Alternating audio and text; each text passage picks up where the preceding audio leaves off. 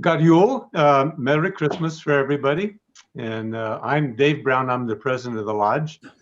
Um, as most of you know, we've been having our meetings over Zoom. So this is the first time that we're actually going to have a party. And Bill's got some exciting things set up for us and talking and some visitors.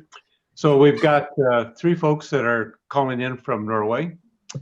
And those of us who are on early got a chance to say hello to them.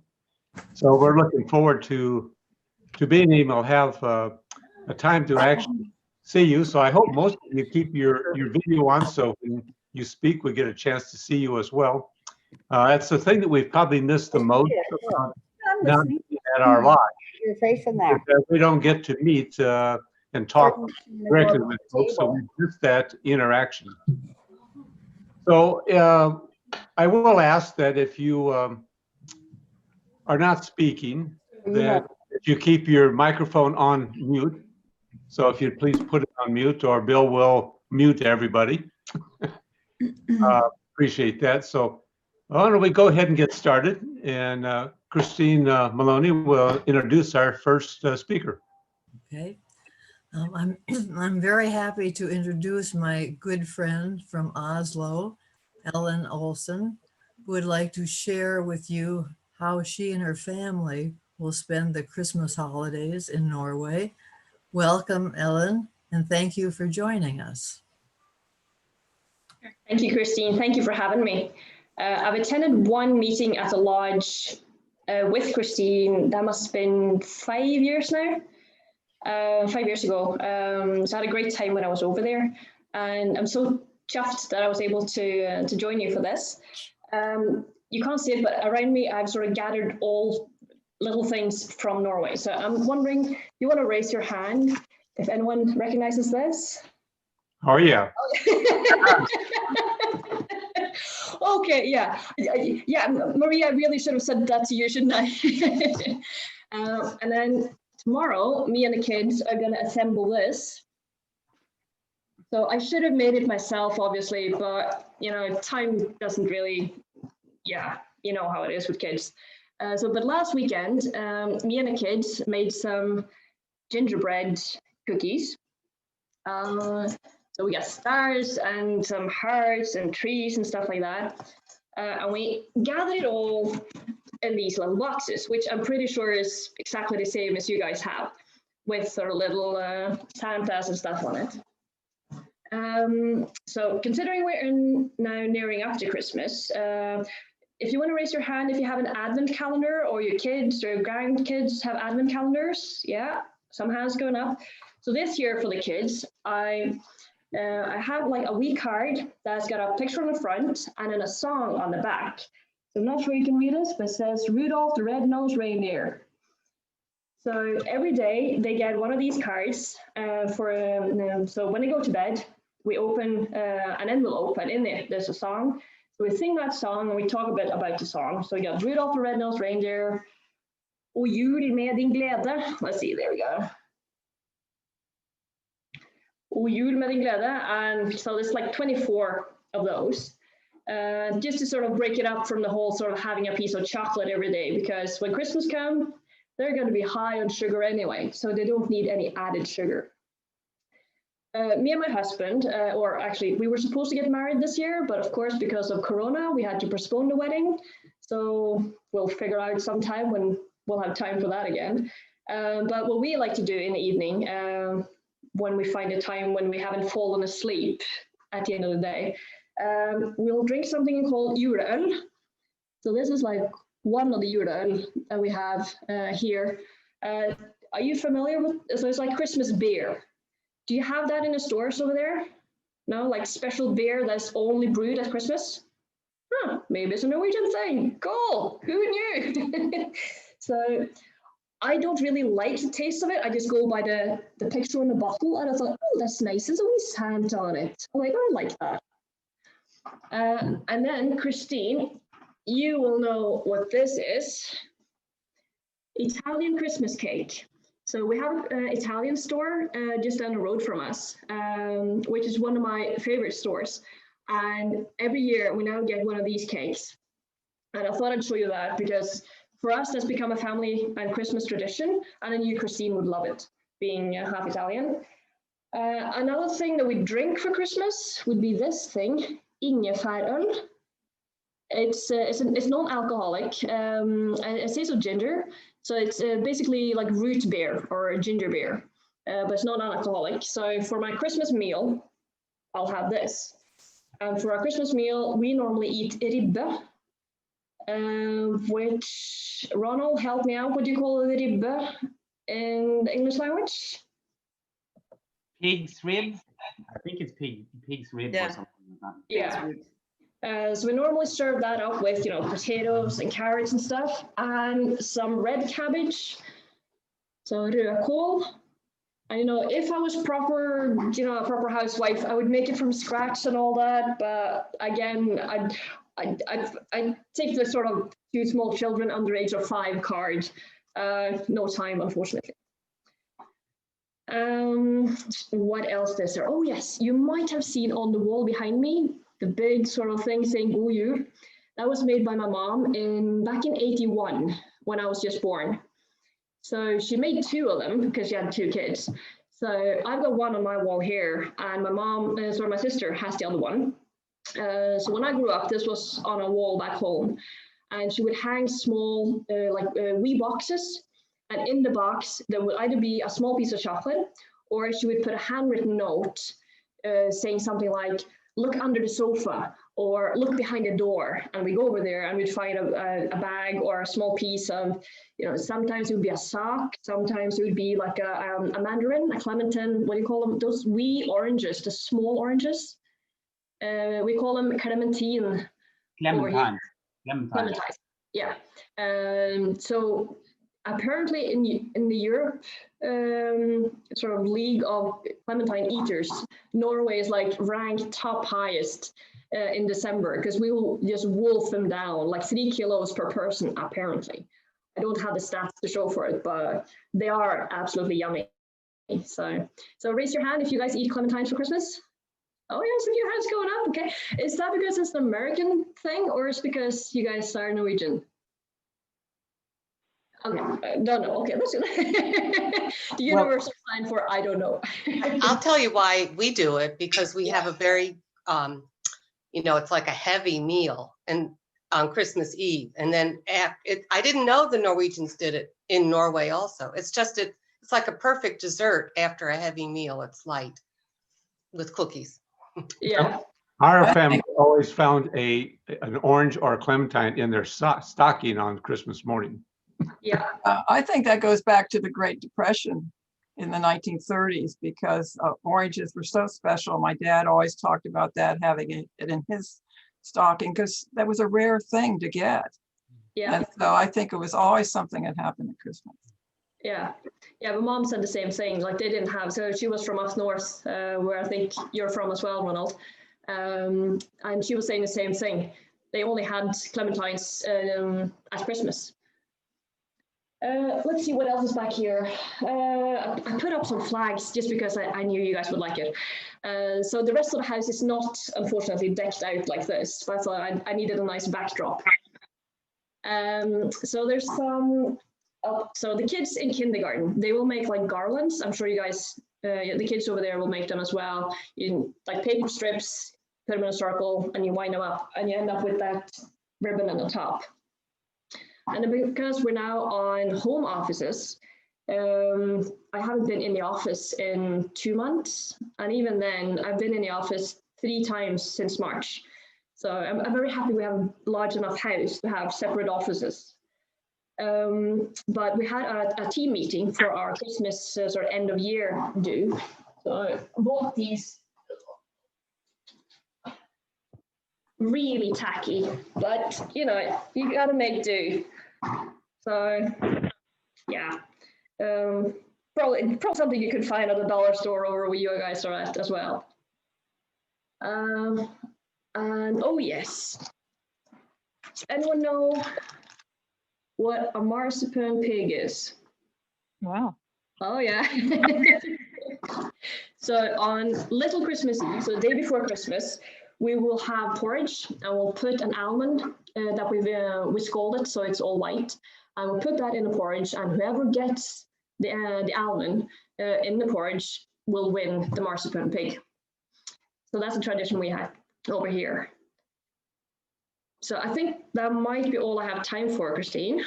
And now I think you wanted to have like a Q&A session.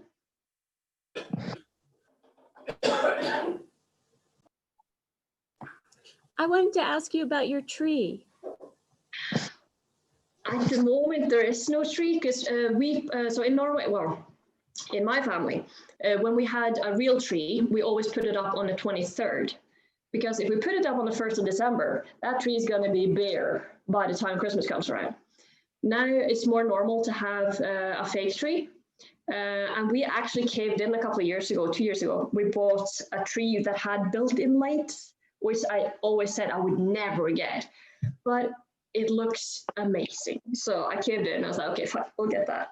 And if you've seen that Lombard Family Christmas, is that what it's called? It's an American movie. This guy comes home with the biggest tree you have ever seen.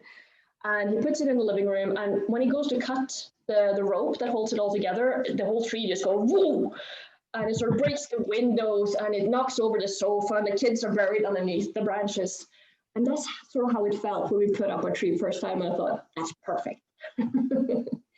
So we haven't put it up yet, but we will on probably the 21st. That'll be tomorrow, just to get it up a wee bit early this time. What is the Marcel pig? What is that made of? Marzipan. So that's ground almonds and ground sugar. The white sieved sugar. What do you call that? Icing sugar. Powdered sugar. Yeah, powdered sugar. Exactly. Sugar, almonds, and a bit of preservatives. But if you make it yourself, use ground almonds and caster sugar or ground sugar. Can I ask you a question? Sure. It's kind of related to Christmas, but since tomorrow's the solstice, I was wondering if you do a special dinner. No, we don't. The only reason I have a connection to the 21st is because that was my granddad's birthday. But other than that, that's never really been a big thing. I think that's also when the tide turns. So I think me and my dad used to go down and look at the low flow of the what do you call it, ebb and tide. Mm-hmm. So when the water's real low, we used to sort of go down to the water to sort of look at the water to plan out where we could go boating in the summer. Oh, okay. Yeah, but Thanks. other than that, no special dinner or anything now. But I can add something to that, because I think it's true that we don't have any special meal or something for it. But it's a date that we are talking about, especially now since I told you that it's very dark here in Oslo. So it's among my friends and family, we are like, yeah, you know that tomorrow is the day when the sun turns. So living up that north, sun and light is really important. So it is a huge thing actually, but we really don't celebrate it. But I think maybe they did pre-Christian time in a way, because I think this is when you live in Norway, it's a day to celebrate when the sun turns. So at least we are talking about it and we know about the date. Yeah, and Is it more common in maybe the summer to have a celebration when you have more light? No, actually, up north, so my brother-in-law lives up north, and they celebrate the first day the sun returns. So they'll have like a welcome back party for the sun. Thank you. So when you all say up north, how far up north do you have to get to be up north in Norway? Is it like way above Trondheim, or is it Lofoten, or what? That's a really good question, Marie. So I'm from Trondheim, so I always sort of say up north, thinking sort of at least Brønnøysund or above. But I'll let Ronald respond to that one. Yeah, well, I am from above the polar circle. So I think if you're going to be real North Norwegian, you have to come from above the polar circle. So what Elin is talking about, because her brother lives probably in a zone where they have 2 months without sun. We call it the 2 months of darkness or night. And yes, I have been celebrating that special day when sun returns in January in Tromsø. Tromsø is kind of the biggest city in that area, but still you have the huge county of Finnmark too, which is also the place where a lot of the Samis are living. So it's a huge area, not very populated, and it is really, Norway is a very long, and north of Norway is from Trondheim and up to North Cape. I'm not sure about the length of the distance, but I would say above the polar circle, then you're really in north of Norway. Thanks. Any other questions? I hate to bring up a controversial topic that Americans always ask about. Bring it on. Lutefisk. Is lutefisk a part of a modern Norwegian Christmas celebration? Depending on who you ask, but I would say yes. I don't necessarily eat it myself, but my dad loves it. So he'll serve it up on, let's see. So there's pinnekjøtt on Little Christmas Eve. There's ribbe and turkey at our house on Christmas Eve. First day is ham. Boxing Day, my birthday, unfortunately. We do leftovers. I think it's third day of Christmas. That's lutefisk day in our house. Okay. Because my mom isn't keen about lutefisk, she gets sei, not cod, but sei, S-A-E, sei, Yeah. another white fish, but not cod. Pollock. Pollock. Thank you, Richard. So we'll have that. Okay. But it depends how you make the lutefisk, because if it's made right, it actually tastes okay. Because if it hasn't been watered down enough, it's got a bit of a tangy flavor. But if it's made right, it's actually quite good. But for me, I would need all the trimmings. You know, the bacon, you put some grease, and some butter on top, and I like the potatoes next to it and some carrots. You know, if you're a die-hard lutefisk fan, you only have, what is it, lutefisk and lefse, or lutefisk and potato? I don't know. Potato, I think. But it's true, actually, it's very funny because most of our viewers are from the US and everyone is asking about lefse and kringla and lutefisk. And lutefisk still is a really, really popular and important traditional meal when it comes to Christmas in Norway. And but we are making, that's why my teammate is not here, because we are making about these extreme Christmas meals.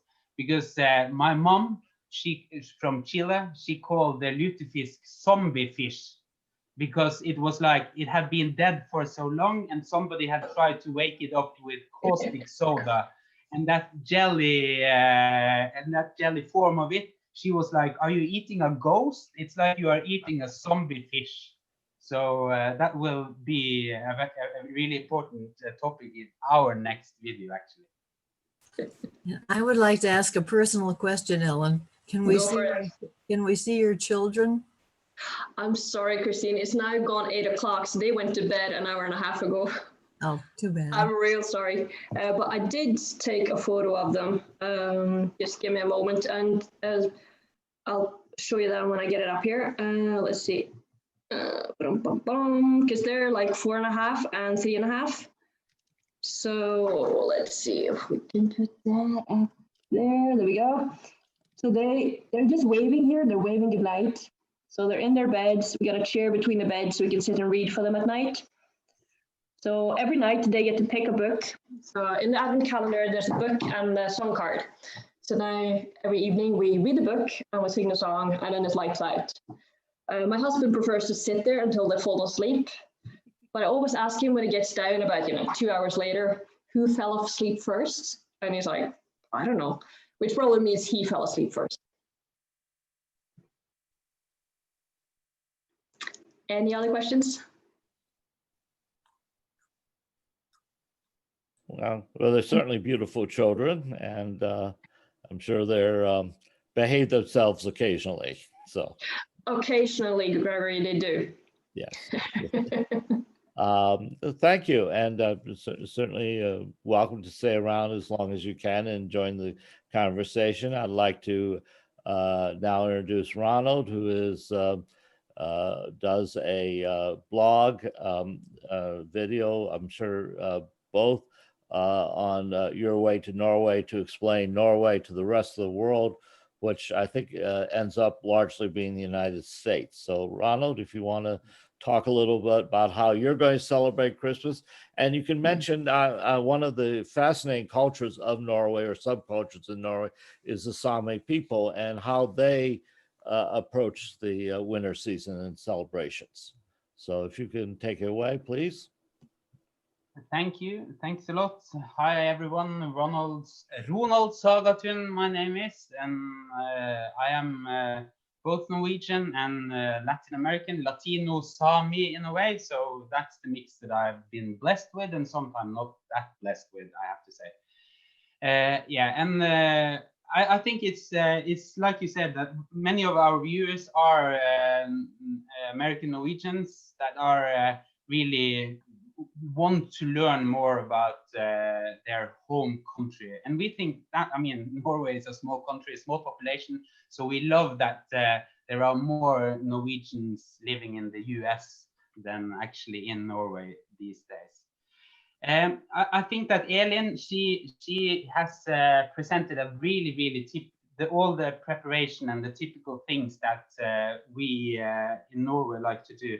And when I'm in dialogue with American viewers, they ask us about how do we prepare. I mean, meals and eating is really something, but I mean, you guys are really famous for all your lighting and figures and some big Santa Clauses, and there you have a lot of lights and stars and so on.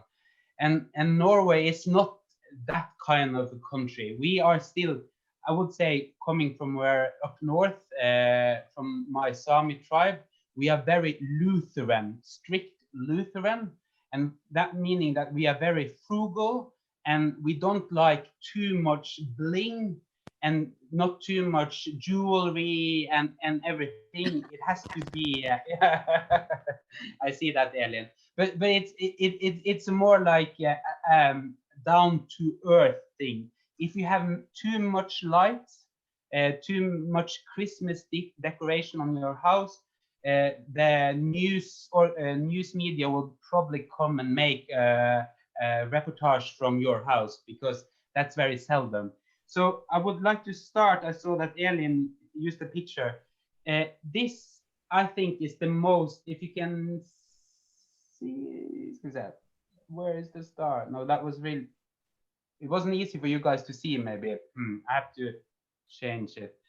But we have in all windows, and what I think is the most beautiful Norwegian Christmas thing is that, do you see, guys, this here? There's a red star in the window. If you are in Norway now, you will see that in all windows, in all apartments, in all houses, this one star, or some are now 2 or 3. I think it's both due to the darkness and the dark period that we are in now, that we need more light. But those Christmas stars in the window, often they are white and they are very simple and they are made out of paper.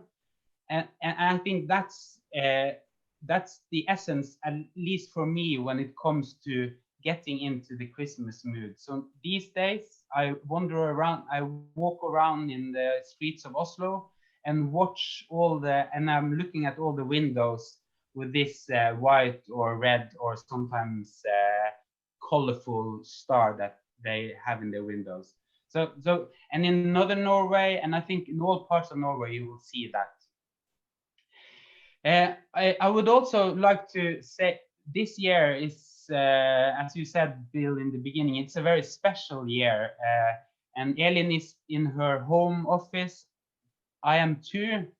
And what we miss this year is the julebord tradition. It's the Christmas party tradition, because that is not that frugal, and that is maybe more a Viking tradition. In all the offices at your workplace, you gather your colleagues and you have this what can I say? You have this Valhalla fest, or together with your colleagues. You are drinking a lot, absolutely too much akavit, and it's like for this night only, suddenly you you kiss your boss, or you do some strange things. I mean, it is a really strange night, because we are not like that. We are very introverts and uptight. But for that julebord, we go overboard, and we have a lot of fun. And the day after is really, really terrible. But I think that's something that I really miss into 2020. I miss my colleagues.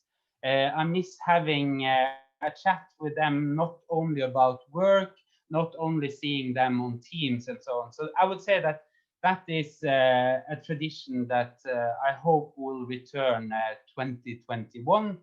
And I think it's a really, really important tradition for Norwegians, because we have talked about it. It's dark, it's the dark time of the year, and that party really, really, even though it's a little bit nasty sometimes, it really gives us life and enthusiasm and energy. So that is something that we miss. If I can add to that, Ronald. Yes. One of the reasons that we also want Christmas dues to come back is because that's one of the main sources of income for the hotels and restaurants. So a lot of restaurants are now really struggling because this type of party is now cancelled all around. And at my work, I normally attend 3 Christmas dues just with my work. And then you have the Christmas dues that people have for their, the football team, and all sorts of sports, or like the reading club and the girls club and the boys club, and everyone goes out either for a meal or for a drink just before Christmas.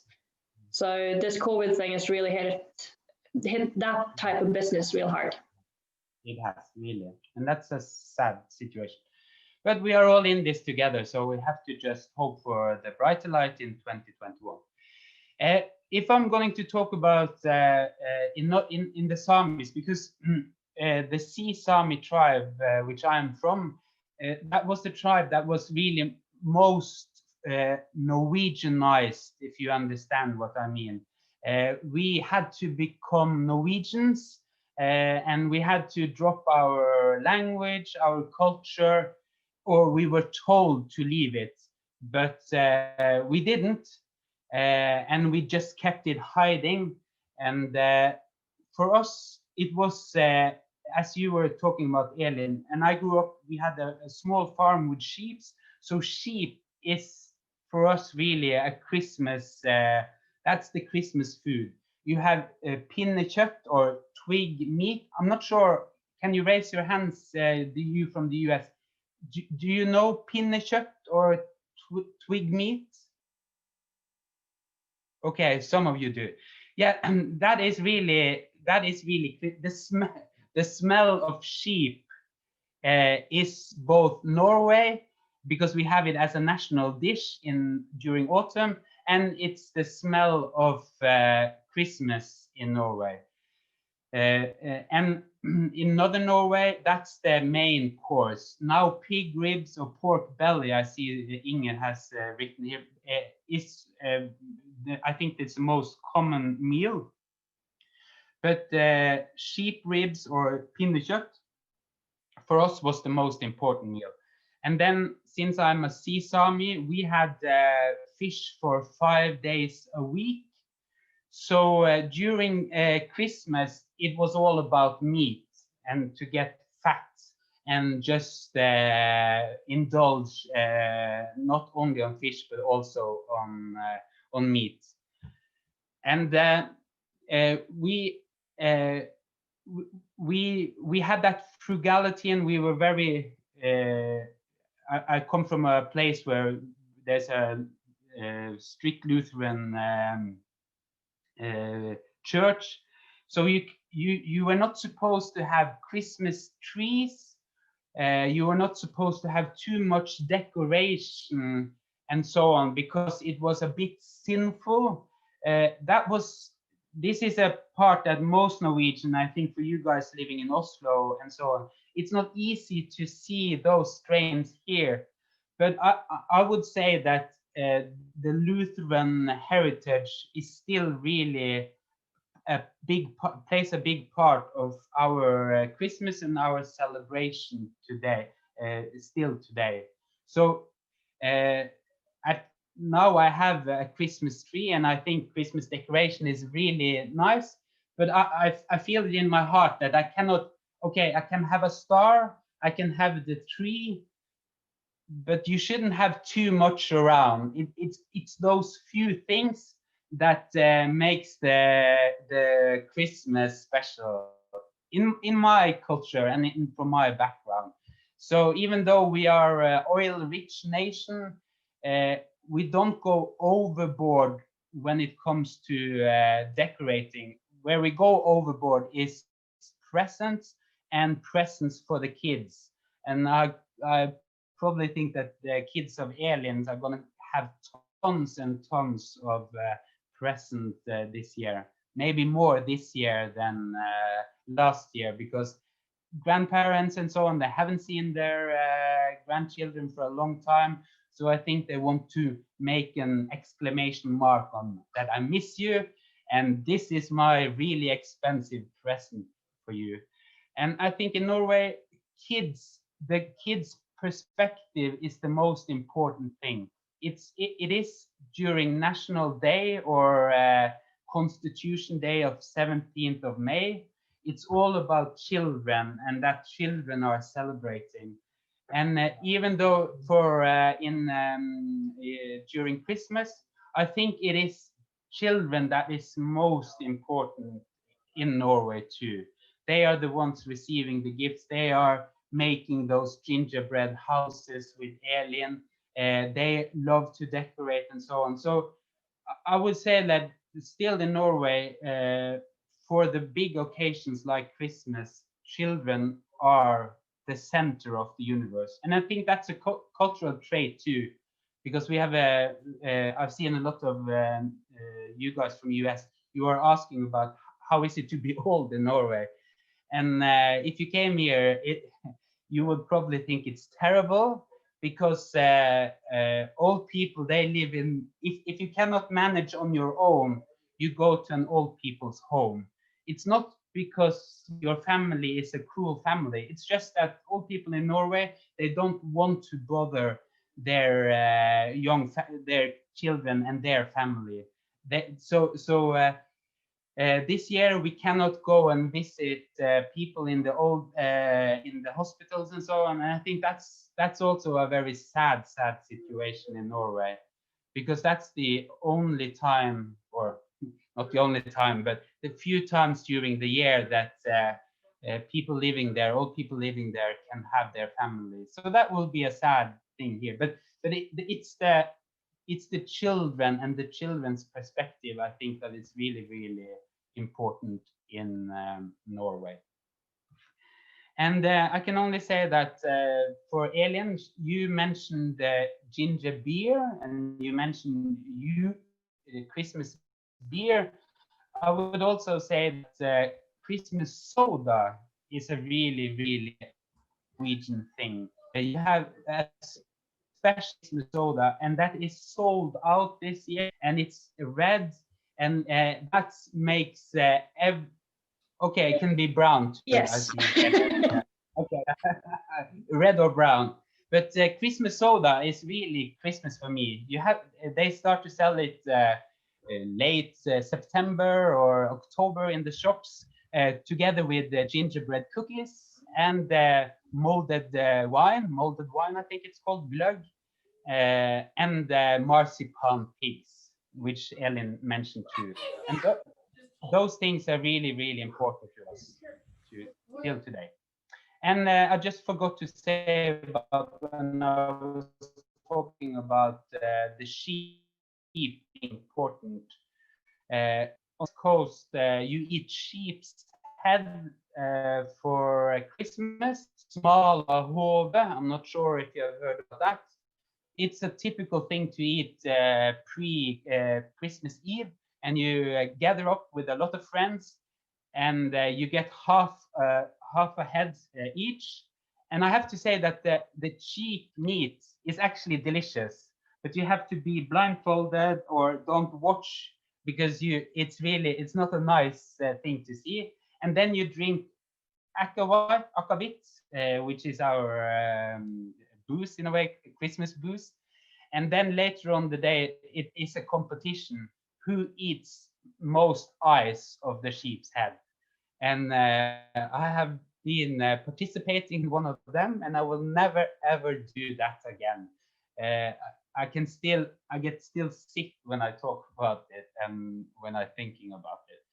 But that's really also a typical Norwegian, old Norwegian tradition: smoked burnt sheep head, and the eyes as being the dessert. I'm exaggerating a little bit. But okay. Thank you. I wonder if anyone has any questions for Ronald. I wanted, am I still there? Oh, yeah, go ahead. Oh, okay. I wanted to ask about, does Oslo, how do we say Oslo, the capital, and does Oslo have a Christmas market? And is it open or not open this year? It is actually open this year. I was there with my godchildren, two of them, last weekend. You have to wear masks, and all people do, and it's not allowed so many people inside as it used to, and you can't do all the things. But the Christmas market is actually there, and I felt that was really a good thing. I felt safe. There were not too much people, and it was nice to have something. Some of the tradition yet on. When it comes to the Oslo, I'm from North, so I would say Oslo, but some people say Oslo, but I would say Oslo. How would you say it, Elin? Oslo. I'm also from, well, I'm from Trondheim, so Oslo. But probably without a very surprised look.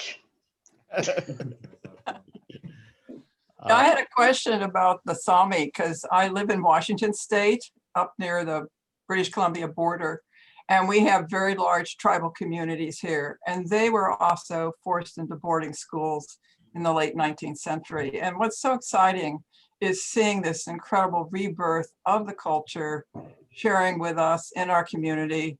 We really, our largest tribe here is Lumi, and they've been here for thousands of years, you know, not necessarily in the same area, but they've also do their Christmas too. And sometimes the revival of bringing back these large seagoing canoes that these Coast Salish people use, sometimes they are decorated in Christmas lights and stuff like that. But I'm really I think that when I was growing up, we called Sami Laplanders in the United States, you know, and I've become more and more aware of the wonderful culture that's up there. So I appreciate what you had to say about it.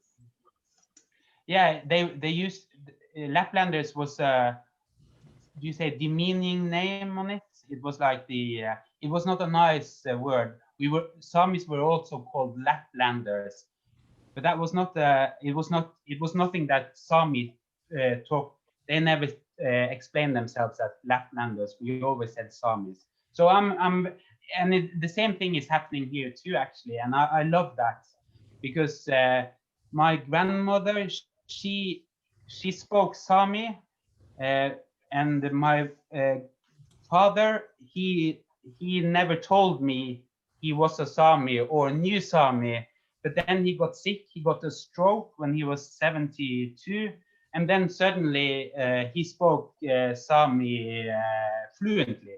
So he never told me that, actually. So that was really a really terrible thing, and I'm still a bit sad for it. But as you said in your area, the young Sami people nowadays are much more. They have much more pride in their culture, the language is also coming back, and then it's more okay to be a Sami these days than it used to be. It wasn't something that was really, at least up in north, it was like not a nice thing, and many people in my father's generation, they were ashamed, and they didn't want to talk about it, and they wanted to present themselves as Norwegians, real Norwegians, but it wasn't that easy because they were Sami. They were trying. Was it the church or the government that was imposing the Norwegian on the tribes? Yeah, I would say the government for sure, because actually the church, even though the church killed off a lot of Sami traditions, for instance, we have a song, a way of singing called yoik. The church killed that off because they said that was the song of the devil. So that was really something that you couldn't do. And especially among the Sea Samis, it was like, you cannot do that because you will end up downstairs, not up in heaven. So but it was the government, because the government wanted everyone to be Norwegian. They wanted to control the borders. They didn't like that the Samis live in Russia, Finland, Sweden, and Norway. And the government in Norway or in Sweden and Finland, they didn't like that people just went from one country to another without control. So unfortunately, that was you have to blame the Norwegian government for the situation. We've had a huge comeback with language too, and from about 1802 on, they had a trade language called Chinook jargon, which was some coastal, it's called Coast Salish, my area. It's many tribes, both in Canada and here in Washington State. But it was French, English, and then Chinook. And that sort of took the place of the speaking of the languages. But it's been really wonderful that they have websites now. Fortunately, people in the 50s started interviewing elders and had their voices on tape so they could hear it. And even though there were so few speakers, now everyone is learning this too. And we also have a connection with Hawaii because Hawaiians came here to work for Hudson Bay, and now they are connecting with their local Lummi families, even though they live in Hawaii. So it's a worldwide thing, and I think it's wonderful. It's difficult to pronounce when you have a word like koskwa, because you have to really gargle in your throat, and I'm probably mispronouncing it terribly, but I'm learning a few words and respecting them. We even say that when you have a group like an author reading or something, I am proudly standing on the land of the Lummis, and it's becoming more of a statement that people say they're acknowledging the land they are standing on. Without becoming political and really not interfering in your election, but I saw that your president-elect, he was pointing out Deb Haaland, which is a native American woman, but she also has this Norwegian, her name, her Haaland name. It's really, and these days, the biggest soccer star in, as a Norwegian, I would say in the world, but one of the biggest upcoming soccer star is called Haaland too. So he has also this last name, Haaland. So I find that really amazing. When I read about her story and her background, it was like I felt really connected to her, both as a Sami, as a Norwegian, and with her Norwegian last name. So that was really cool. Yeah, we're excited. Yeah, I wanted to interrupt a little bit. We still haven't heard from Lorelou, and I don't want to have her ignored. Lorelou, could you just talk basically talk about how you're going to celebrate Christmas and what's happening this year and anything you want to talk about, really? Okay, thanks. This is a very interesting conversation. I'm actually quite involved in politics and Sami issues in Norway, despite not being Norwegian at all. So this is really interesting. But I'm originally from France. My name is Lorelou Desjardins. Actually, my father is Canadian. from Quebec. So yeah, so I've lived in Canada for a while. And I arrived in Norway 11 years ago, 12 years ago for a job. And I then never left. And after a few years, because the cultural differences were so strong and I didn't really manage to, I think it was so hard for me to understand these cultural differences and overcome them. I started writing a blog called A Frog in the Fjord, which got quite a lot of readers to my huge surprise, because I kind of wrote that for myself and I was anonymous, and then suddenly newspapers were contacting me and a lot of people were reading and commenting and all of that. So I was a bit scared in the beginning, but now I got used to it because it's been a few years.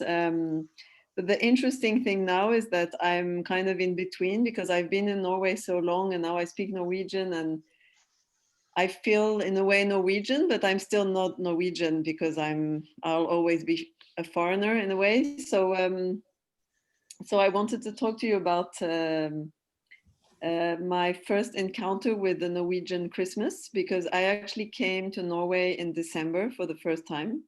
And I remember I came to the office and everyone was in like, well, a lot of people were with these green socks and saying "God jul, God jul, God jul." They were like singing "God jul, God jul," and I didn't really know what they were saying because I didn't speak a word of Norwegian. And that means, of course, Merry Christmas.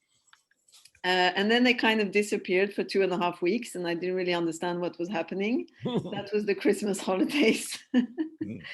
And then there were so many traditions, like all the 7 cakes. So I'm telling you about some of these things. I haven't, like, I try to do some of these things at home, but I'm not there yet, I would say. But yeah, so there's a tradition of making 7 different types of cakes before Christmas that requires a lot of butter. One year there was a butter crisis in Norway where there wasn't enough butter for the Norwegian cakes. So that was a huge crisis. And then people were smuggling butter from Sweden and the price of the butter on the black market went up. I mean, it was kind of funny for a foreigner, but the Norwegians were not laughing at all. They were horrified. The shops were empty and yeah. So those are things. Then some of the things Ronald and Elin have talked about, like the smalahove, the sheep's head. I've tasted that a few times. It's very good, although very fat. So if you're on a diet, maybe you should avoid that. The lutefisk, that's a very jelly. The consistency is very much like jelly. So I'm not like a big fan of that. But rakfisk, that's a fermented trout. That's really nice, I think. But I think what was most surprising for me in a way, and now I'm learning stuff from Ronald actually, because I didn't know what he was talking about not making this too luxurious. Because as a French person, for me, Christmas is like, we go crazy at Christmas. We buy even more expensive wine and we buy oysters and snails and I don't know, it's like so much food, and here they buy always the same ribbe, the pork belly, I think Inge said it's called in English, and always the same kind of this red cabbage and the potatoes. And I was thinking, why are they eating potatoes? They eat potatoes all year around. Why are they eating potatoes for Christmas? Like why don't they eat something else? I see Elin is laughing. So for me in the beginning, I was thinking, why? And then all these TV shows which are Norwegian traditions, and they watch the same TV shows every year. One of them is called Tre nøtter for Askepott. Is that how it's called? Yeah. That means in English, three hazelnuts for Cinderella. It's actually, I think it's an Austrian film. And it's a very strange movie. You should watch it, really, because you would really feel Norwegian if you watch that. They dubbed it in English, but with one man dubbing the whole movie.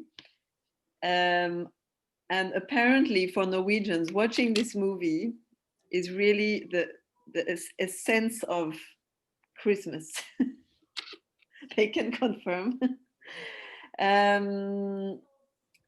And also, yes, as they said, you know, the drinking, I mean, so much drinking. And with aquavit, I don't know what the percentage of alcohol that thing is, but it's like 45% maybe. So you get drunk very fast. And that was also very, very confusing for me, because I came here for the first time, it was Christmas. And then I was invited to this job Christmas party with work, and I didn't know any of my colleagues. And people seemed so friendly with each other, and they seemed so kind of, you know, bosses were really speaking very loudly, and people were almost flirting and from different departments. And I was thinking, wow, this is crazy. I mean, what is this culture I've just landed in? And then on the Monday, people just ignore everything that happened. So this took me a while, because I wasn't drinking that much.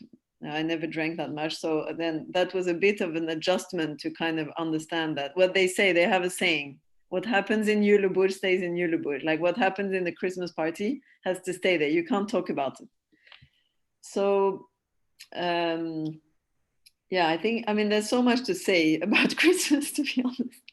But me, this year is my first year. I have a baby who was born in January this year in 2020. So this is his first Christmas. So yeah, it's he's still gonna go to bed at 7:30 p.m. So that's not gonna change much for him. So it's a bit strange, yeah, because we can't go to huge parties, and now with Corona, it's limited the amount of people we can be with, and so I think it's a very kind of a strange year this year. And many people are leaving town, of course, and going to their families. And they're also self-quarantine. They're putting themselves in self-quarantine before going to see their parents, because often their parents are in the risk groups. So it gets a bit lonely for foreigners like me, because then we're kind of a bit isolated, because our friends don't want to meet us 10 days before Christmas. And then there's the Christmas holiday. So we're a bit isolated, yeah. So yeah, and I wanted to say just one thing. Sorry, I'm doing some self-promotion because I'm finishing my book in English. It's called 1 Year in Norway. I'm finishing it now. I'm using the Christmas holidays actually to finish my book, so that's not so easy. And it's gonna be out hopefully in maybe a month and a half or something like that. And I talk about all those strange cultural things that cultural differences that I met when moving here. So thank you for listening. And if you have any questions, please go ahead. How long did it take you to learn the language? Well, that's a very good question. I think, well, the thing is, I was lucky in the way that my employer was very strict with Norwegian, and they had Norwegian as a working language. So I was forced to learn Norwegian, and they told me in the interview that we're not going to change our working language for you, so you're going to have to learn very fast. And so I negotiated to have a lot of courses, like Norwegian classes. And so I went to a few classes. Every class lasts about 5 to 6 weeks. And that's a few hours every week, like 6 hours every week, I think. So after maybe 3 of those, I got really tired of those classes because it was so dark and so cold, and I was coming home so late. And yeah, so I decided that I would try to learn as much as possible at my office and with my colleagues, because I didn't have that many Norwegian friends back then. So it took me, I think it's like by levels. I think the first level is to have common conversations and just talk about, lunch and your holidays. And that level is not that hard to get to. The most important there is to get the pronunciation right, because if you don't pronounce things right, Norwegians will not understand what you're talking about. Like there's one rule, for example, it's, if you have a double consonant, that's what it's called in English, right? Yeah. Sorry,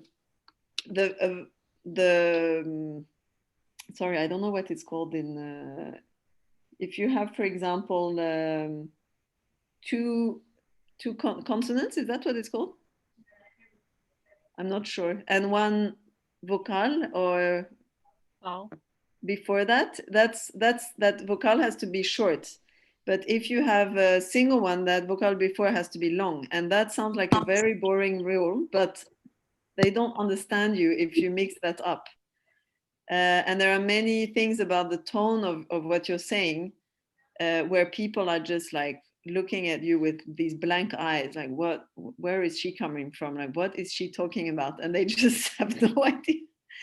And also the sh and the sh and all those things. So for example, one time, my friend, this didn't happen to me, but my friend, she's from Great Britain, and she had a bicycle problem, and she came back, she arrived at the office and she said, "Oh, beklager, jeg hadde et problem med skjedet mitt."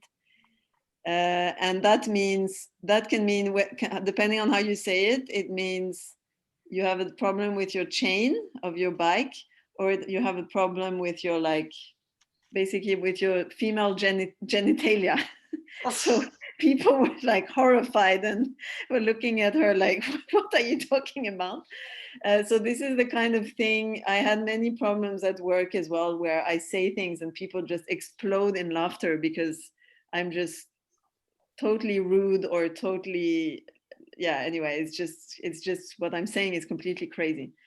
So I think if you get the pronunciation right and basic conversation, I would say it would take like about 6 months. And then if you want to have, I think the hardest for me was to be able to write emails and like work emails and work, minutes of a meeting, for example. Now I work in an agency of the Ministry of Foreign Affairs, the Norwegian ministry. So then you have to have, I had to work a lot on my writing skills to be able to, not to make too many mistakes. And I also write for newspapers, but then I tell them before I send them articles that they need to have someone correcting those articles, because I don't have a perfect level even after all these years. It's just almost impossible. Thank you for sharing that. Being immersed into an office environment probably is a good way to do it. It's really, we know it's pretty hard to learn a language when you only do it in a class and you don't really get immersed into using the language. So I just found that a literal translation of English into Norwegian usually isn't correct, because the way they would say it. And so when you put it in writing, I found a lot of times they could make out what you said in writing better than in doing it orally. So I think also that for me, the hardest code to crack was that Norwegians sometimes are not that clear. I mean, it's clear for them, but for us, it's not that clear, especially when they give, for example, negative feedback at work, or sometimes people are bored in a party and they don't really, they say it, but in a very subtle way that foreigners don't really understand. So that has taken me many years to to master. I'm not like totally there yet, but I think maybe it's also an Oslo thing. I think when I go to Tromsø and the north of Norway, people are a bit more direct and it's easier to understand like what's happening socially and to get the social cues. But in Oslo sometimes, or even worse in south of Norway, where they are much more conservative Christians, people are extremely subtle in what they want to say and how they express feelings, and then it becomes very hard to understand what's happening. I can just also add that I think it's really, really hard for talking from my mom's point of view, because we have so many dialects in Norway, and we are really, really proud of our dialects. So I think, but I have to say, Lorelou, how do you say your name? Yeah, Lorelou. Don't worry, I've been called all sorts of things. Lorelou. I'm impressed that you are working at the where you're working, because that means that you really manage Norwegian. So, guys, she knows how to speak Norwegian actually, because she wouldn't have had that job. I went to test, I got a test. Yeah, I know. Yeah. So it's hard, but I think dialects are, because Norwegians are, if you compare us to the Swedish, to the Danes, and to all the other Nordic countries, we are really, in Sweden, they don't use so many dialects. you tend to have one single dialect that all people are how the way they talk, but not in Norway.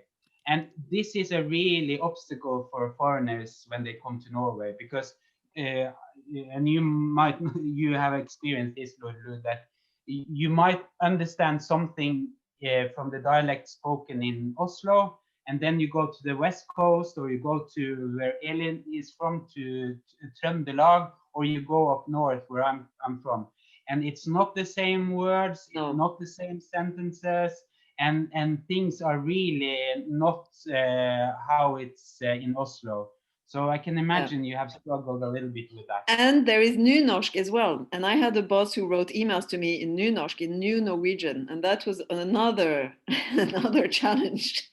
I actually made a mistake at work because I misunderstood. She wrote nokon, and I thought that meant nok, which means enough, but it actually meant someone. Is that right, Ronald? Nokon means someone, right? It means noen, I think. Anyway, New Norwegian is another writing, yeah, it's another official language in Norway. And you're right, Ronald, the dialects are, I mean, it's so hard. You go to this valley and then they're like 20 people and they speak their own thing. You have Of course they do. They've been living up that valley for hundreds of years. They have that one language. And I remember I get so frustrated sometimes because I'm so proud of myself when I can recognize where someone comes from their dialect. I'm like, oh, you come from, once I said, oh, you come from Kristiansand. And the guy looked at me like, of course not. I come from Lillesand. And that's like just next to Kristiansand. And I was thinking, come on, like, give me some points. I'm a foreigner. I come from south of France. I know at least kind of where you come from. You could be like more, you know. Yeah. But where do you come from, Ronald? Do you come from Tromsø? Or do you come from? I'm a bit north of Tromsø, from Lyngen, the Lyngen Fjord area. In a way. So my dialect is actually very, because since I'm a Norwegianized Sami, our dialect tends to be a bit more like in Oslo, or we use the same words as they are written. So we call it bokmål. We tend to have a dialect that interpreted what we think the written Norwegian is like. So wow. So it's but in Northern Norway there are many different dialects too. So yes, I know, yeah. You know, you real Norwegians might find this interesting. I did. Inger Drang, who is from Norway, was telling me, but has lived here in the United States for a long time. And she sent her daughter to has been sending her daughter to a place where American children can go out west over the summer and go to Norwegian language camp. And 10, 12 years ago, or even maybe longer than that, if Inger's still here, she can correct my story. But she said her daughter came back speaking like archaic Norwegian, because all the teachers were like my grandparents' generation. You know, they hadn't changed since they came over to the United States. They were all Americans, teaching them not the way anybody speaks in Norway now, and writing these ridiculously formal letters and everything. I guess things have changed since then. So. And the kids, I mean, the kids have slang here as well. So when you listen to the kids, the Norwegian kids, you would be, I mean, those people teaching would be horrified, I'm guessing. Yeah, probably. Well, my grandfather went back to Norway after being gone for 50 years. He didn't realize how much English had crept into his Norwegian. I mean, he spoke to Norwegians in Iowa, and they thought they were just speaking Norwegian, but there's a lot of words in 50 years that creep into a language, both in Norway, and they would have a Norwegian word for it, but he would introduce the English word. So, but when he went over there, the younger kids in the family said, well, you speak Old Norse. They didn't understand what he was saying. So even his Norwegian was, like you said, was different. But we all speak English. I mean, so that's also a bit hard for foreigners to practice Norwegian, because now it's more and more common that you don't really need to speak Norwegian to get a job. Before, that was really important in all jobs. Now you can work at a restaurant, you can work in several areas. As long as you manage English, that's okay. So English has become an American too, due to all the cultural influence that you guys have upon us. So what Lorelou was talking about in the slang, you have a lot of English words among the kids. And Norwegian kids, they are watching YouTube, they're watching Instagram, and they tend to use a lot of English words. So there, I know that the people that are that have occupied with the Norwegian language, that they are talking about this danger that maybe in 50, 100 years, that are we still talking Norwegian, or are we actually speaking English as a formal language here in Norway? I'm not sure that will happen, but that's one of the theories that they have actually. And Dave, I thought you made an excellent point there. We had a TV commercial back here that must have been 10 years ago, where an Norwegian that had lived in America for like 50 years came back to see like the old farm and see the old folks, and he landed with a helicopter, you know, out in the field, and the farmers go, who's that? And he comes over and he's all sort of, hey, I'm back. And he doesn't speak Norwegian to start with. Well, he thinks he speaks Norwegian. But then they give him a waffle and some brown cheese, and he sits down and eats it. And then he starts talking fluent Norwegian again. So, you know, that's the solution. Just add a bit of brown cheese and you'll be speaking Norwegian in no time. Would you say like some of the TV programs or like old broadcasts from say 30 years ago, that it sounds different? Because like Danish, it's not so much English influence, it's just changing of the words, or it's not even slang, like give me that instead of give my date. So when you learn it as an American, say Norwegian or Danish, you're learning very proper pronunciation. So then it becomes like, I've talked to folks like they can't understand the teenagers because it's kind of where sounds are dropping. But if you watch old programs or news from, then it's more proper. It's just over time. It's not even so much English influence. It's just kind of easier. I don't know if slang's the word, but easier. So I don't know if you notice a difference in old Norwegian broadcasts when you watch for Christmas, maybe. We do. We do. I'm watching Jul in Skomakergata. So this old sort of advent calendar that NRK made in, I don't know, 1983, thereabouts. And it's this sort of, it's a very simple setup. And this guy who's an old, what do you call the guys that make the shoes? Shoemaker? Shoemaker? Sorry? I think it's shoemaker. Yeah, shoemaker. Yeah, so he's a cobbler. And so it's basically set in his shop, and some of the people he meets outside, and everything's sort of filmed inside his NRK studio. But now, listening to what he says, I do notice that he uses different words, and he speaks more proper, and he's from the Oslo area as well, so that would add to it. But everyone in that series speaks like the Oslo dialect. And that's what I grew up with. So when I played with other kids in the street, when we were playing like in a sand pit and stuff, we would suddenly sound like we were from Oslo, although we were living in Trondheim. But when we were sort of playing house, or we were sort of playing, you know, whatever we played, we always spoke with sort of Oslo dialects when we were playing. And then we were sort of speaking our home dialect when we were not playing. And I think that's something that's really changed in TV now. So when I watch some other kids' cartoons with my kids now, I find that there are a lot of dialects in use. And there's one show called Stinky and Mucky. We have this this cartoon, American cartoon. Some of you might know it if I hold up.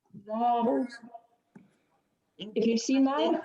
Yeah. Yeah, so in Norwegian, I was really struggling to understand what they're saying because they've used some of those dialects that you were talking about, Ronald. It's sort of 20 people living up in that valley over on the West Fjord. They've used those people to sort of speak in the Norwegian dubbing, which makes it really hard for me to understand. But it's an excellent way of exposing the kids to different dialects, because different TV shows will have like at least 10 different dialects. And I'm pretty sure that there are rules now saying that if you make a TV show, you have to showcase at least 5 dialects or 10 dialects. Whereas when we grew up, we had like the one dialect, or as you said, Lorelou, the one guy in the 70s that dubbed that Czech production of Three Nuts for Cinderella. There's one guy doing all the voices, including the ladies' voices. And you know what? It's not Christmas until I've seen it. No, you forgot to say something. He dubs all the voices while the voices are still being, you can still hear the other voices. Yeah, so you they have forgot a small to turn child off. speaking. Yeah, Yeah. they forgot to turn off the sort of the Czech voices in the background. So it's a bit difficult to listen to it, but yeah. Yeah, it's very confusing at first. I thought there was a problem with the television. I was like, what is this? Like, what's this thing? But we can also, we have an American tradition too, actually, because you have to watch Donald Duck. Donald Duck is actually the most loved Disney character here in Norway still. And NRK is showing each year, they at around 4 o'clock, I think, it's Donald's Christmas. And that is also, I remember that was the best, that was really Christmas. When that aired on Christmas Eve, the 24th, I was really in the real Christmas mood.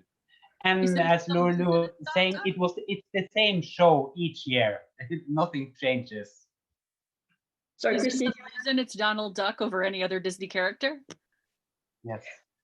Well, Donald Duck is the most, actually, we have a weekly magazine coming out, or now it's each second week, and it's still one of the most sold magazines here in Norway. Donald Duck is a huge, big star in Norway, actually. Still. Yeah. And he is called, doesn't he have another name?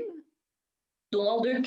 Donald Duck. Okay, I thought he had a, because yeah, In some Sweden, he is characters Kalle, get new yeah, in names. Sweden, he's Kalle Anka. Yeah, Kalle Sweden. Anka, yeah. But that TV show you mentioned there, Ronald, you're spot on. And I think that's one of the reasons why I got these sort of Christmas plates that have, Yeah. I have like 12 or 13 of them. So you have that one, and then you have, let's see. Wow. Yes. Yeah, so I have like 12 of those, all with different pictures. And that's like my Christmas sort of, well, Christmas cutlery. Well, no, plates, sorry. And that Donald Duck you were talking about every second week, it comes out every second week in the store. But if you subscribe to it, you do get it every week. And I only know that because I've been subscribing to it for about 30 years. Yeah, I thought so. So I've got a question for Greg. I see you're sort of, is that Solo you're drinking from that yellow bottle? Yes, it is. It's been sitting in my fridge for a year. You've been saving it for this occasion. Yeah, I was afraid it turned into Solo wine, but it's still good. Yeah. We have usually the first week of December, our Sons of Norway Lodge puts on a Christmas festival in which we buy and import things from Norway. And we get a lot of Norwegians from around the area that want to come. And this is one of the drinks that people, especially if they've been to Norway, will recognize. And so there's a lot of things that people look for. We sell a lot of lefse. A lot of folks that says, well, I don't have time to make it this year. And it is kind of an art form, you know, to be able to make it. And so we have that type of things that, and it's kind of fun. You know, it's an opportunity for us to see some of the Norwegian foods and things like this. We get a lot of cheeses, and a lot of the brown cheese, of course. Mhm. So, yeah. And if you want a marzipan pig, I think we still have a few left over. Boxes of red cabbage too. For you, Ellen. And just one last thing. I remember I was at Christmas at a Norwegian friend's place a few years ago, and he had on television a slow TV show of a pork belly being cooked in an oven, and that lasted like for 5 hours. That was on television. So that was also a bit of a shock for me. Are we watching a pork belly being roasted in an oven for hours and hours? And he meant that was very like kushli, as they say here, and Christmas spirit, and yeah. That's when you told him just for fun that you were vegetarian, right? Yeah, I can almost see that creeping into the current culture in Norway. The programs that you like over there are these programs that are slow things. I was over there and they were watching a train go across the country, and it's just hour after hour. Awesome. Just watch the same thing, but it's a lot of different things in there. So I could see where they could put that on TV and watch that pork belly rust for hours. I have a lot of red cabbage in my refrigerator. How do you prepare it? But slow TV is very popular in Norway, I take it. It's been exported too. There was a great piece about how it started in Norway, but now they've filmed in everywhere, trains, people on buses. You can go on a bus ride around London now. We had one whole day of watching people knitting, and we had a show with chopping and burning wood for 24 hours. And yes, slow TV is really, really a big thing here in Norway.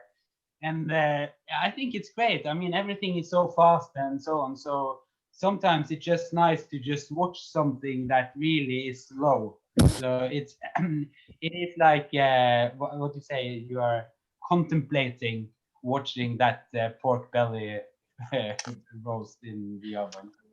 I see we have people with Norwegian sweatshirts, or Betty Reed, Gary Jensen. I see you have like a themed. That's quite, I'm really impressed, because those are either knitted here or it's a bit hard to.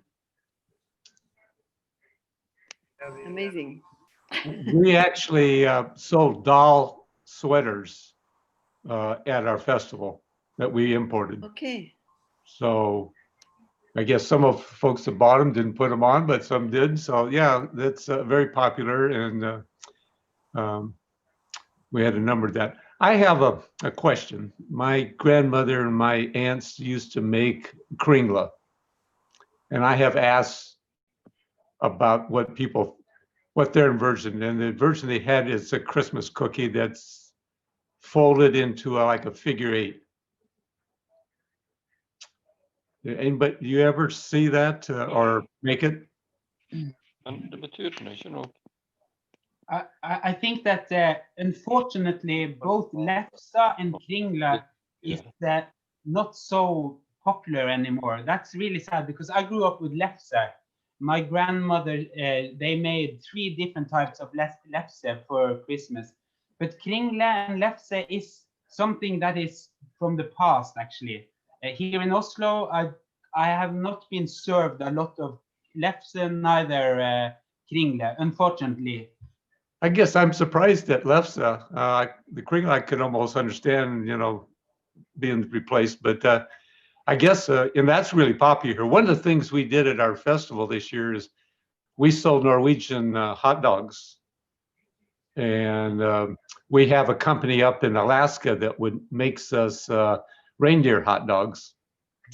And we wrapped them in lefse, and the people loved it. They loved it more than having it in a bun. Yeah, we still have that hot dog with lompe. So okay, yeah, it's a potato-based lefse that we still, when you go out and you are a bit hungry, you have a hot dog with lompe, it's not called lefse, but it's the same principle, and hot dog, pølse og lompe, yes. So that, okay, that I have to correct myself. Lefse still exists, but it's called the lompe, and you use it on hot dogs. That's the Norwegian lefse tradition. Oh my gosh. Okay. Wow. But Ronald, don't they eat? I've seen a lot of Norwegians eat lefse with cinnamon and sugar. Yes, it's lovely. It's my grandmother, she used to make something called tynn lefse, meaning thin lefse, which was white with the cinnamon and sugar and a lot of butter in it. And then she made a more fluffy one, mørlefse, which was more brown. You had the same sugar and cinnamon in it, but it was with natron or baking soda in it, so it was a bit more puffier. And those were the two Christmas lefse that we had. And the smell of lefse, and I'm so sorry that we don't use it. In Oslo, I have not smelled it, I have not eaten it, but I can still remember the smell of my granny's lefse, and that really is a strong Christmas memory, but it's dying, unfortunately, in most other parts of Norway. So what's real popular now, and you have like waffle shops? Is waffles more popular to eat then? As Lorelou was saying, these 7 cakes, and she was like, you were like saying you didn't make them. You don't have to make them because they are sold in each grocery shop in all of Norway, and you can buy all of those 7. And I think those are, with gingerbread being absolutely the most popular thing to eat. So I think those both cakes and gingerbread cookies have taken over.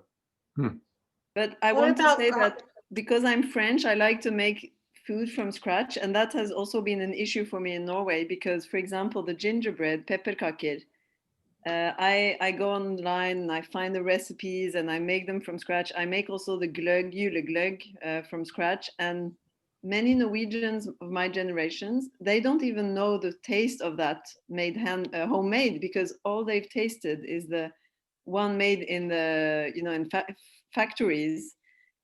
And I feel very sad about that, actually, because there's a big tradition making all of these things, and I feel sometimes like people forget their own traditions. And like, for example, fiskekaker, the fish cake, maybe it's called, fish, which is not typically for Christmas, but it's still very good. It's very tasty, but it's much better when you do it yourself. But then I'm seen as this kind of not respecting janteloven, like, oh, you think you're better than us, you're making pepperkaker yourself, and like, who do you think you are? When I'm actually just making their own recipes. So it's a bit strange sometimes, this, yeah. I belong to the Daughters of Norway here in Bellingham. So I've learned how to make lefse. I also learned how to make hardanger lefse, which requires a lot of beating. Apparently I won the contest, but my shoulders were so sore. And I've also learned how to make krumkake. We have, like I said, you can turn around in my county, in my state, and someone is Norwegian. They're talking about their great grandmother, or they're talking about, hey, I just came over, in 1972 or something like that. So I'm very lucky with that food. And I did have the cinnamon. I was in Drammen visiting a high school chum, and I had a taste of that. And that seemed to be the popular thing to have with your coffee. So I like that a lot too. Does anyone make kransekake? Is that still a homemade thing, or do you even eat it traditionally or frequently? I make sure we have kransekake at our house. I don't make it myself anymore, unfortunately, because it's a bit time consuming, but I have all those, like the circular discs that you need to sort of bake it in. I think I got 3 sets of those, thanks to my mom and my sister and my mom-in-law.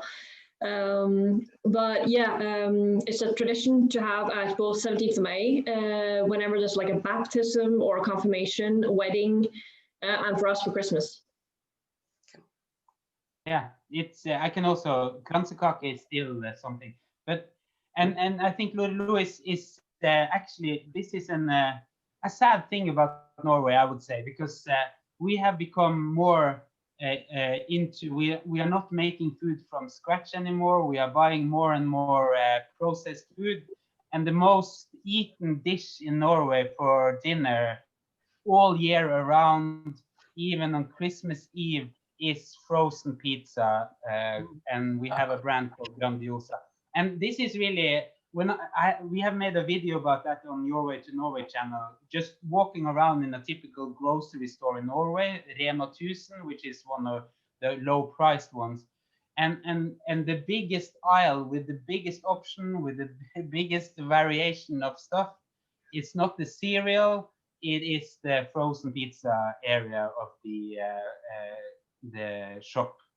So that is really sad. We have become a country of processed food, and it didn't used to be like that. I didn't grow up with that. Everything was made from scratch. Everything was really homemade.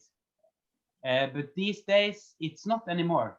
And as you said, Elin and Lorelou, the young people of Norway now, we can even buy pork belly, pinnekjøtt, or twig sheep ribs. We can buy it processed and make it for 10 minutes, and then you have a plate of Norwegian Christmas food. So that's a sad part of the modern Norway, actually, I would say. Well, it's interesting. It seems like Norwegian Americans are really holding on to the traditions. Our oldest member is 92. She's from Bergen, and she makes that wonderful stacking treat. And I won it last year at our party. So we had to go online too for Zoom for our Christmas party. But last year was the last time we had a Yule board, and that was really fun. Yeah. I just want to mention, Ronald, I've been trying to figure out where I've seen you, or, your voice sounds so familiar. And when you talked about your blog about going through a Norwegian grocery store, I saw that. I saw that episode. That was so funny. And I will send the link, or we all have to look it up, because it was just like, you were here, you were in the north of Norway, and you're saying, where's the fish? We're famous for our fish. And there were these blocks of frozen fish imported from, I don't know where, Chile or someplace. It was very funny. Very good. Yeah. Yes. Yeah. Well, thank you. besides pizza, I think that I've heard the Norwegians alike is they like their tacos. Yes. Taco Friday is a thing. It's a huge thing. And that has, so we are very guys, US has a huge influence on Norwegian culture and Norwegian life these days. And it's not a Mexican taco, it's a Tex-Mex Taco Friday that we have. So, and each Friday, if you have a kid with Elin, you probably know more about this than I do, but I do it with my godchildren, and it's either Friday or Saturday, and you have to have it. So taco is a huge, huge thing here. Actually, I had a discussion with Norwegians many times about this tradition of taco, because it's I don't understand when that became a Norwegian tradition. I struggle understand how things become traditions in Norway. It seems to go very fast, and then people have this feeling that it's been there forever, but it can't be that old. I don't know. I haven't been raised in Norway. Maybe the Norwegians can tell us, but well, you'll have to introduce them to pamphlets. Sorry. French fries. Pommes frites or French fries. You were like, what? Yeah.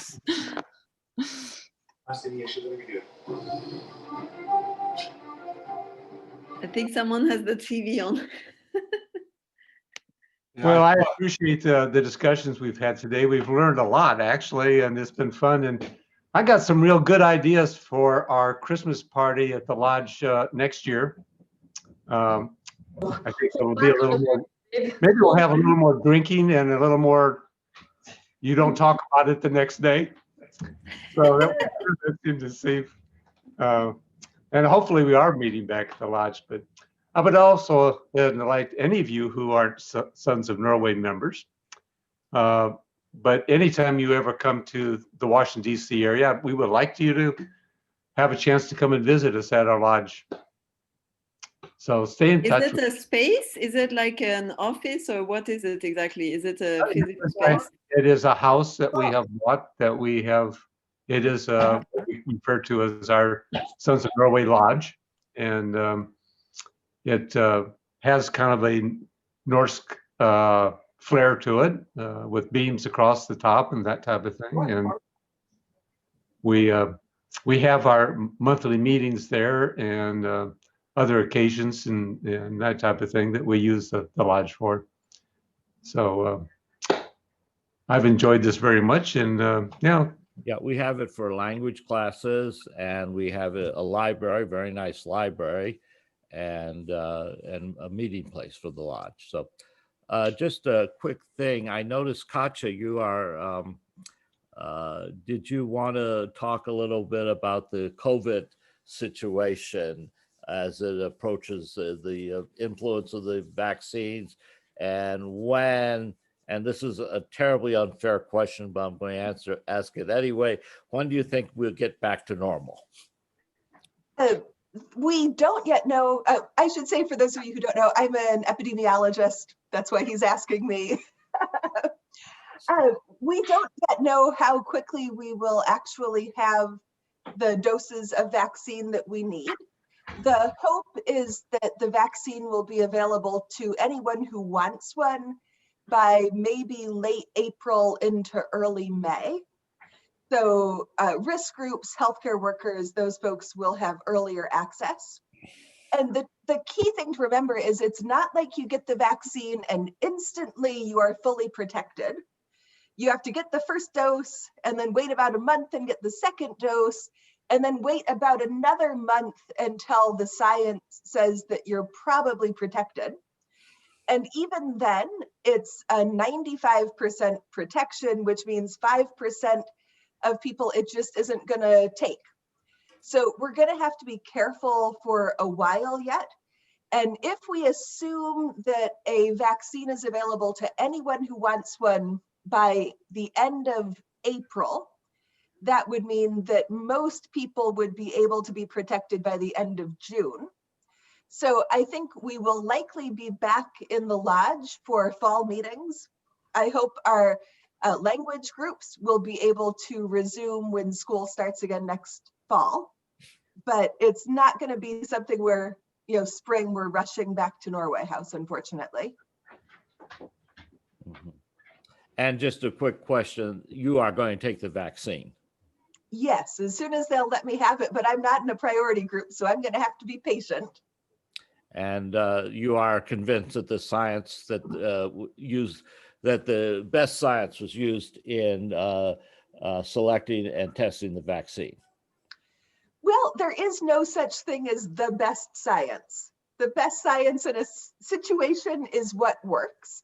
Mm-hmm. And we know that right now, lots of healthcare professionals are rushing to get the vaccine, which means that there are lots of people who have trained in science who believe that this is going to work for them, and they've seen the data and they feel comfortable with it. And so by the time most of us are able to get the vaccine, and that includes retirement age people, there will have been many, many millions of people who have gotten the vaccine. And so we'll have lots more evidence that it's safe. It'll take a while to start seeing the incidence rate come down. But yes, I would say if as soon as you're able to get a vaccine and your doctor says it's safe for you to do that, there's good evidence that this is going to be useful for protecting individuals and protecting our community. What are we hearing in Norway about the vaccine and the status of the virus? They are saying that the vaccine will be available by the end of December, but only for specific priority groups. I have to admit, I'm not watching TV very much, and I'm kind living a bit isolated with my baby and working from home. So maybe Elin and Ronald have more to say. Well, we have it's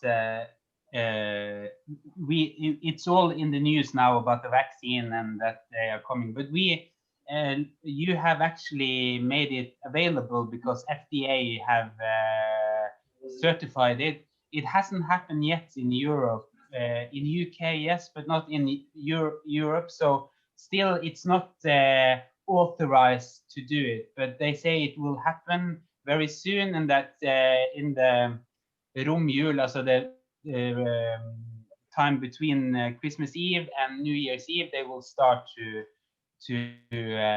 vaccinate people here with the Pfizer vaccine. So, but I think Norwegians are very, we are really, we are occupied with science. So I don't think there will be a huge problem in Norway. We are watching and seeing what happens to the other, as you Katja was the experience that other people have. But I think like an 80% already has said that in Norway that we will take the vaccine as soon as possible. And we are all really, yeah, we can't wait to actually have it and try to go back to normal again then. So for us, and a strange thing, I mean, you have had a turbulent 4 years, at least from a Norwegian perspective when it comes to politics, because we are following Fauci.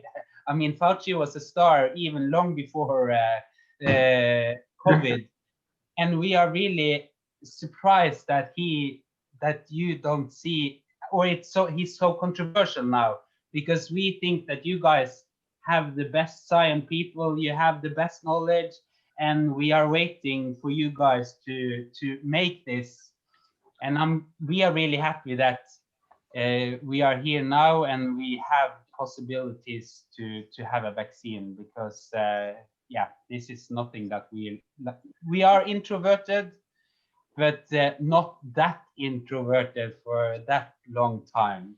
But we can manage a few more months, I think. But I think it's not so much a case about whether you want to take the vaccine or not. I would just turn the question around. What's the alternative? Yeah. The last 9 months have shown us a different way of living, which isn't for everyone. I mean, being cut off from family, not being able to sort of see your friends. So we've self-isolated now, like Lorelou, you spoke about that earlier. We've self-isolated now from the 17th to be able to go up to see my parents in the romjula, the time between Christmas and New Year, because we can't sort of risk exposing them for the disease. But then if we can get a vaccine, and then, you know, I reckon hopefully by September, or at least by next Christmas, things will be more back to normal. And then we can sort of start seeing friends and stuff again. So not taking the vaccine, I don't see that as an option. Of course, give me a Russian vaccine, I would say no. But that's just me being skeptical to Putin. But yeah, the Pfizer vaccine and the one they've got in the UK, they wouldn't roll it out if they weren't pretty sure that it would be working, and they can never be 100% sure. Yes, that's true. But I can say too, if you are wondering, in Norway, luckily we have a flat trend now when it comes to infection. We have like 300-400 people infected in Norway each day, and here in Oslo it's been the epicenter in Norway, of course, and luckily now it's not increasing, it's flat, and we have approximately 400 people that have died from COVID during these months, and our hospitalization is like 135 people inside the hospitals in Norway today.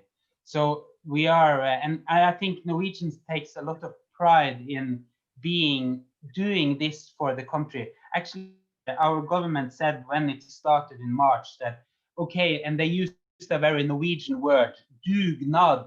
It's community work, it's voluntary work. It's a word that it's hard to explain, but it's like a really Norwegian name. We all go together and we work hard and we pull it together, and we do it out of respect of the other ones. You have to participate. And our government and prime minister and the health minister and so on has always said that when they are speaking about this. Remember, this is a dugnad. We are doing it together.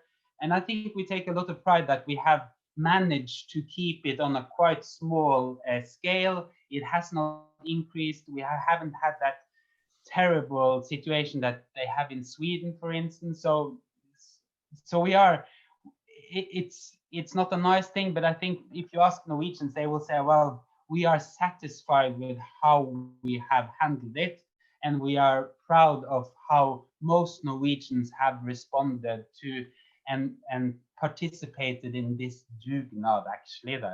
So, but I agree, Elin, what's the option not taking the vaccine?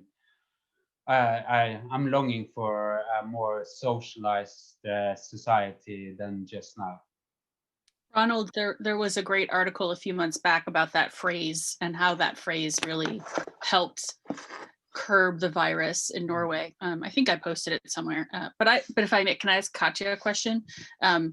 My understanding is that, you know, even though once you may be vaccinated, until enough people are vaccinated, you still need to wear your mask. Is that correct?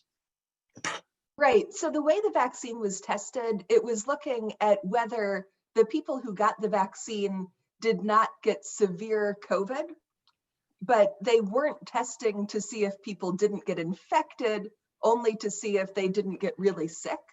And so it could be that people who have been vaccinated still get the infection and could still infect other people. They just might not be so sick that they know they're contagious. So until we understand that science better and the infection rate goes down, we need to continue to take precautions to protect ourselves, because we could be in that 5% it just didn't work for, and to protect other people because we don't want to be asymptomatic spreaders. So the masks are going to be around until we see the incidence rate go down. And that will come down with the vaccines, but also if we take this social isolation seriously for a few more months, we'll see those rates come down. Can I ask a follow-up to that, which is the goal is really to get to with vaccinations kind of a herd immunity point, correct? Before things would be we kind of a new normal. Don't want to use the word herd immunity because we don't really know what percent of people would need to have immunity, and we don't understand with a new virus how long protection lasts, and there are a lot of unknowns there. So it's not necessarily about reaching herd immunity as it is about decreasing the incidence, the number of new cases happening per day or week, whether that's with vaccinated herd immunity or just that our behaviors change enough to drop that incidence rate. But some combination of traditional public health stuff, like staying at home if you're sick, and technology like vaccines, that combination, we hope, will get us back to normal by the time we're in summer heading into fall. Ronald, may I ask a question? I love your YouTube channel. It's just super. I was wondering, a few months ago, you had done an episode and it was very funny about how, the Norwegians don't need to wear masks because they're very socially distanced anyway. Have things changed a little bit now? Are everybody wearing masks? Is it a little different? Good question. And we did, because we didn't wear masks until October, November, I think, actually. Then the government, but only in the big cities like Oslo, Bergen, and now I think Trondheim too. So it's a split, actually. If you came to Norway now and you went to a smaller town or city, you wouldn't see a lot of masks. But in Oslo and in Bergen and so on, it's and you know, Norwegians are like, when we have not been very angry. It has never been a political thing in Norway, the masks.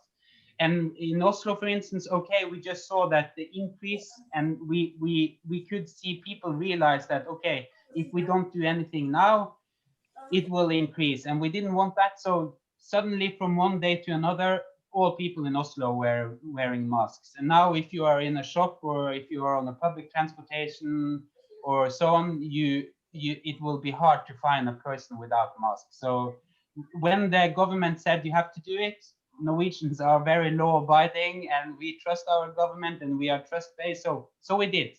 So in Oslo now, we are wearing masks actually. And I have to say that from that video that you said, because we were wondering, will we have to wear it and so on? And yeah, well, in some parts it is, and it's really not a problem. I have people wearing glasses. They are the only ones that I know are complaining, because they yeah, you probably know that from your own. Yeah, like me, yeah. No, so but if you come to a small city, for instance, Tromsø, no masks, still no masks. So it's in the big cities. Yeah, so if you go up to Hamar, which is only about an hour and a half on a train from Oslo, and there was in a newspaper yesterday, a guy came home to Hamar. He was wearing a mask because he's from Oslo, and people looked at him like, is he gonna rob the bank? What's he do? Why is he wearing a mask? So in rural places, people aren't used to it yet. But in Oslo and out here in Asker, we've been wearing it for the last 3 months. So Oslo only they've done it on public transportation for the last 2 months, but they only started doing it in the stores now for a week, 2 weeks, 3 weeks. And just to add, only, we are asked, sorry, yeah, we are asked not to go to the office too much. I have to apply to go to my office, for example. And they ask us to take public transportation only if we must. So the idea is actually not necessarily to be on a public transportation and to wear a mask. It's actually not even to get to the metro or the bus. So a lot of people have started cycling, although it's kind of bad weather. A lot of my friends are walking. I think it's changing a little bit our habits of how we use transportation, and of course going to the office is becoming more and more seldom in a way. Well, is there any other things people would like to bring up? Okay. I really think this has been a great talk. I'd like to thank our 3 participants from Norway for joining us, and you did a great job. And really appreciate it. I think we learned a lot about Christmas in Norway. We want to collectively wish you all a happy Christmas and a great New Year, and eventually a COVID-free 2021. Yes. Thank you, Katja. Thank you for your expert opinion, and thank everybody for participating. And just want to wish everybody a happy Christmas and a great New Year. God jul. Good Yule.